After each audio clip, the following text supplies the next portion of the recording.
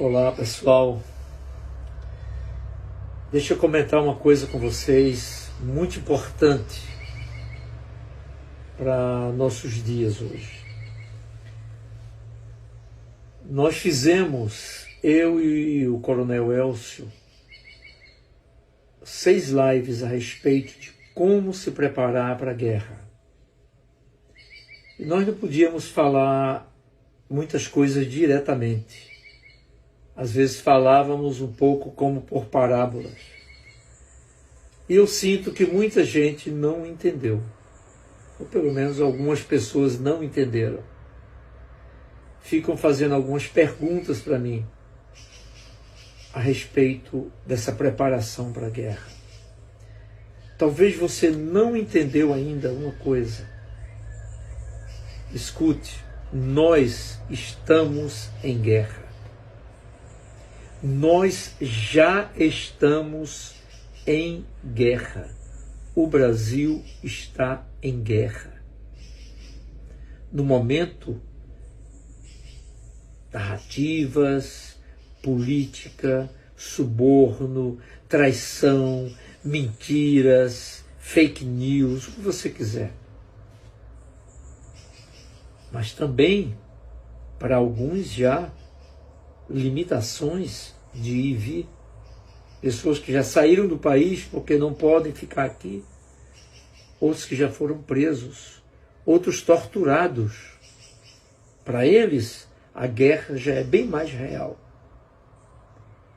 Nós entendemos bem de futebol e de samba. Brasileiro, eu acho que cada brasileiro podia ser técnico de uma seleção. Mas o resultado veio aí. Sabemos muito teoricamente, mas não sabemos às vezes a prática. Nós nunca tivemos uma guerra no Brasil. Isso é um país tranquilo. Só tem um pequeno detalhe. Nós somos o celeiro do mundo. Nós temos as maiores reservas do mundo.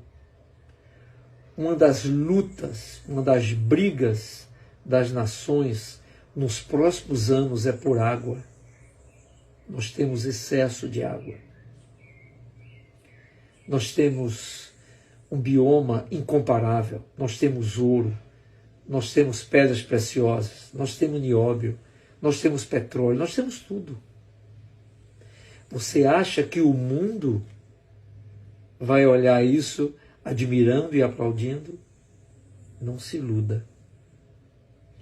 Estamos vivendo uma época em que deve existir em mesas de burocratas mapas de como dividir o nosso país entre as nações.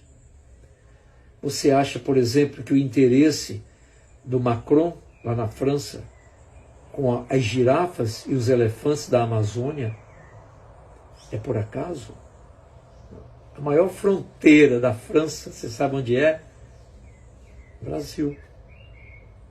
Aqui com o Amapá, Guiana Francesa, 720 quilômetros de fronteira.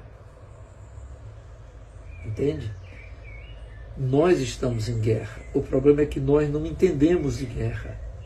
Eu convivi um pouco com sérvios, com croatas, com alemães, com espanhóis, pessoas que viveram a guerra. Eu tive várias experiências interessantes que eu não entendia no início. Uma vez eu fui para uma fila de banco e uma senhora estava afastada da fila. Ela não parecia estar na fila. E eu fiquei no lugar que era o lugar dela, mas ela estava afastada. Ela voltou e com sangue nos olhos olhou para mim e disse: "Você tomou meu lugar." Eu disse: "Não, senhora, desculpa, eu não sabia." "Não lhe desculpo." Uau! "Mas eu já lhe pedi perdão." "Não perdoo." Eu me afastei. Outra vez no trânsito eu cometi um erro e eu freiei meu carro e olhei para o cidadão e falei, ele no outro carro: "Desculpa, amigo, eu errei." Ele disse: "Não desculpo." O que é isso? Isso é o espírito de quem já viveu a guerra. Na guerra você não pode falhar. Entende? Por outro lado, eu passei por situações que eu fiquei com vergonha. Uma vez eu estava num trem, viajando na Europa, e entrou um rapaz com cara de drogado, só faltava estar escrito na testa dele, com a camisa amarrotada, e começou a contar um pouco da vida dele, em segundos, para pedir dinheiro. E eu pensei, com a minha mente brasileira, cara de pau, quer dinheiro para tomar droga. E depois que ele tirou o bonezinho dele, todas as pessoas do carro, do trem, deram algo para ele, exceto eu, brasileiro. E aquilo me fez pensar, por que as pessoas deram? Sabe por quê? Porque eles viveram a guerra.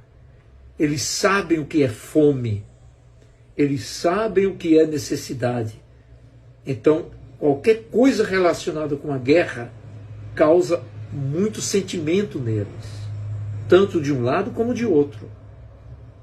O que causa sentimento em nós é quando a gente ouve um batuquezinho de samba, ou então uma bolinha rolando, porque nós fomos criados assim. Mas tem que ser mudado esse chip, porque nós estamos numa guerra, e agora, escute o que eu vou lhe dizer, nós vamos ter uma verdadeira guerra. Tem pessoas pensando, a guerra contra a corrupção. Corrupção não é nada em relação ao que vai acontecer. É porque fulano vai assumir, o governo não deveria assumir. Pouca coisa. Isso é pouca coisa. Nós vamos ter uma verdadeira guerra no nosso país. Aí você pensa que a guerra se organiza assim, já deveria ter falado alguma coisa, cadê? Vê um tanque na rua passeando, olha o tanque, vai vir, amanhã, de madrugada, vou me acordar e já estão os tanques na rua. Não é simples.